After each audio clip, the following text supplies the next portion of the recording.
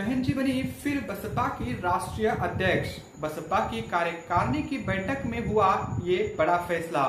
जी हाँ साथियों, मैं सागर ननीर और आप देख रहे हैं प्रबुद्ध भारत टीवी। अगर आपने हमारे चैनल को अब तक सब्सक्राइब नहीं किया है तो कृपया हमारे चैनल को सब्सक्राइब करें और बेल आइकन को दबाकर ऑल पर क्लिक करें। साथ ही हमारी इस रिपोर्ट को अपने दोस्त, परिवार और रिश्तेदारों में शेयर करना भी ना भूलें। दरअसल आपको बता दूं कि मंगलवार को बसपा की राष्ट्रीय कार्यकारिणी की बैठक थी, जिसमें बसपा सुप्रीमो को दोबारा पूर्ण बहुमत से बसपा का राष्ट्रीय अध्यक्ष चुना गया। बता दूं कि यह घटनाक्रम उत्तर प्रदेश की पूर्व मुख्यमंत्री के इस दावे के एक दिन बाद आया कि वह सक्रिय राजनीति से संन्यास नहीं ले रही है।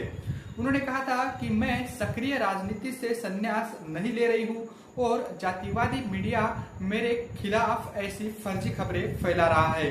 68 वर्षीय बसपा अध्यक्ष उत्तर प्रदेश की 4 बार मुख्यमंत्री रही है। बसपा ने अपने बयान में कहा है कि उत्तर प्रदेश की पूर्व मुख्यमंत्री तथा बहन जी इस बार यानी बसपा की कार्यकारिणी की मंगलवार को लखनऊ में आयोजित बैठक में ये एक बड़ा फैसला सर्वसम्मति से लिया गया कि इस बार भी बसपा की सुप्रीमो बहन मायावती ही बनी रहेगी। कार्यकारिणी की 27 अगस्त को लखनऊ स्थित पार्टी कार्यालय में होने वाली इस बैठक को लेकर मीडिया में एक अटकलें लगाई जा रही थी कि क्या इस बार बहन जी अपने भतीजे यानी बसपा के जो राष्ट्रीय नेशनल कोऑर्डिनेटर है आकाश आनंद, इनका क्या कद बढ़ा सकती है। इसके अलावा क्या वो राजनीतिक संन्यास लेने वाली है।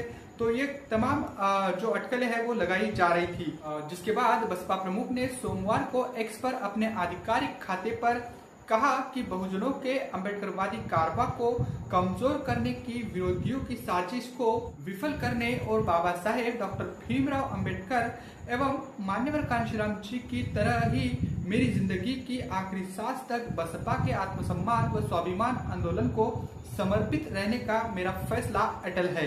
उन्होंने अगली पोस्ट में कहा कि अर्थात सक्रिय राजनीति से मेरा संन्यास लेने का कोई सवाल ही पैदा नहीं होता है। जब से पार्टी ने आकाश आनंद को मेरे ना रहने पर या अस्वस्थता की स्थिति में बसपा के उत्तराधिकारी के रूप में आगे किया है, तब से यह जातिवादी मीडिया ऐसी फर्जी खबरें प्रचारित कर रहा है जिससे लोग सावधान भी रहे। बहन जी ने कहा कि पहले भी मुझे राष्ट्रपति बनाए जाने की अफवाहें उड़ाई गई थी, जबकि कांशीराम जी ने ऐसी ही पेशकश को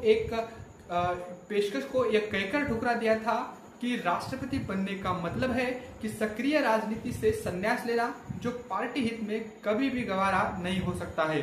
तो बता दो कि बसपा की जो राष्ट्रीय कार्यकारिणी की बैठक हुई, उस बैठक में बसपा सुप्रीमो ने स्पष्ट तौर पर कहा कि बसपा की मैं राष्ट्रीय अध्यक्ष बरकरार रहूंगी, ना मैं राजनीतिक संन्यास लेने वाली हूँ और ना ही मैं कोई राष्ट्रपति जैसे पद की भूखी हूँ। तो ये सभी बातें जो है वो बसपा सुप्रीमो ने कही और एक तरीके से जो मेनस्ट्रीम के मीडिया में जो एक भ्रामक खबर फैलाई जा रही थी कि वो क्या राजनीतिक संन्यास लेने वाली है और क्या आकाश आनंद का और कद बढ़ाने वाली है।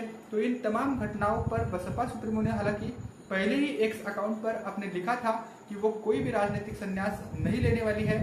तो एक तरीके से कहेंगे कि बसपा एक अलग एक्शन मोड में दिखाई दे रही है और अलग एक्शन मोड के साथ वो बसपा का जो आने वाला विधानसभा के चुनाव है, उससे पहले यूपी में उपचुनाव है 10 सीटों को लेकर, उसको भी पूरी दिलचस्पी के साथ लड़ने की बात बसपा सुप्रीमो ने इस मीटिंग में कही। और सबसे बड़ी खबर यही है कि इस राष्ट्रीय कार्यकारिणी की बैठक में बहन जी को दोबारा बसपा का राष्ट्रीय अध्यक्ष चुना गया, जिसके बाद बसपा के सभी पदाधिकारियों, कार्यकर्ता, अलग अलग राज्यों के इन्होंने बहन जी को शुभकामनाएं दी और अलग अलग पार्टी के पदाधिकारियों, कार्यकर्ताओं ने भी बहन जी को इसके लिए शुभकामनाएं दी।